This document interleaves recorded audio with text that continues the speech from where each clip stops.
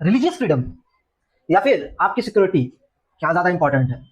आमतौर पर देखा गया है सिक्योरिटी का हवाला देकर रिलीजियस फ्रीडम को कर्व करने की कोशिश की जाती है, वो स्टेट के थ्रू हो या सेंट्रल के थ्रू, और इन मामलों में आखिरी फैसला हमेशा सुप्रीम कोर्ट का ही होता है। आज अपने इस वीडियो में हम जानेंगे कि सुप्रीम कोर्ट कौन से प्रिंसिपल का इस्तेमाल करती है ऐसे मैटर्स में जहां पेच फंस जाता है राइट टू रिलीजियस फ्रीडम या सिक्योरिटी के दरमियान। साल 1954 वो साल जब शेर और मट केस में सुप्रीम कोर्ट ने एसेंशियल प्रैक्टिस डॉक्ट्रिन को जन्म दिया। इस डॉक्ट्रिन के मुताबिक कोई भी रिलीजियस प्रैक्टिस को अपहोल्ड किया जाएगा अगर वो रिलीजियस प्रैक्टिस उस मजहब उस धर्म का एसेंशियल प्रैक्टिस हो तो उसको प्रोटेक्शन मिलेगा under constitution under article 25 essential practice बोलकर। लेकिन ये फैसला कौन करेगा कि किस रिलीजन का कौन सा प्रैक्टिस एसेंशियल है, जरूरी है, और किस रिलीजन में कौन सा प्रैक्टिस गैर जरूरी? इसका फैसला भी सुप्रीम कोर्ट ने अपने हाथों में ही रखा और ये डिसाइड करने का हक सुप्रीम कोर्ट के पास ही है कि कौन सी रिलीजियस प्रैक्टिस एसेंशियल है और कौन सी नहीं। और यही रीजन है कि सुप्रीम कोर्ट आज मंदिर को विवाद, मंदिर मस्जिद विवाद, मंदिरों में और औरतों के एंट्री को परमिशन देना हो और चाहे लाउड स्पीकर का इस्तेमाल किया जाए कि ना किया जाए पर डिसीजन ले सकती है, लेती है। केसेस ऐसे हैं जिनके द्वारा हम आज समझने की कोशिश करेंगे कि सुप्रीम कोर्ट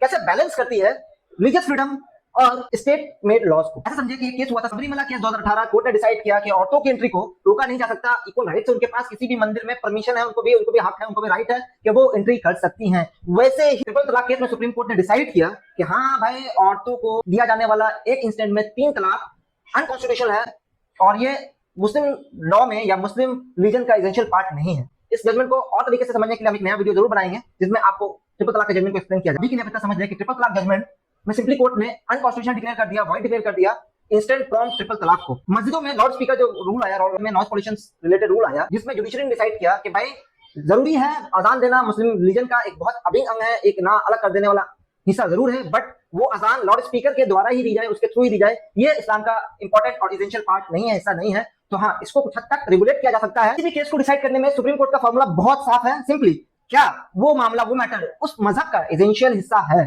अगर है तो उसको प्रोटेक्शन मिलेगा, अगर नहीं है तो उसको प्रोटेक्शन नहीं मिलेगा।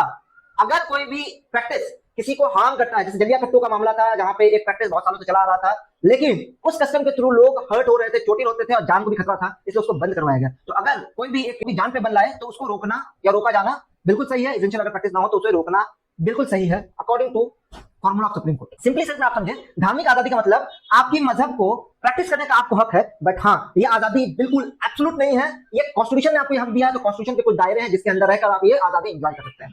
तो आज का सवाल आपके लिए है कि क्या आपको लगता है कि सुप्रीम कोर्ट का ये बैलेंसिंग मेथड जिसमें पब्लिक पॉलिसीज लॉज को और रिलीजियस फ्रीडम को बैलेंस करने की कोशिश कर रहा है? अपना जवाब जरूर कमेंट सेक्शन में दें, हम आपके जवाब का इंतजार करेंगे। अगर आपको हमारे वीडियो पसंद आया तो हमारे वीडियो को लाइक करें, चैनल को सब्सक्राइब करें, हमारे वीडियो को शेयर करें। Thank you.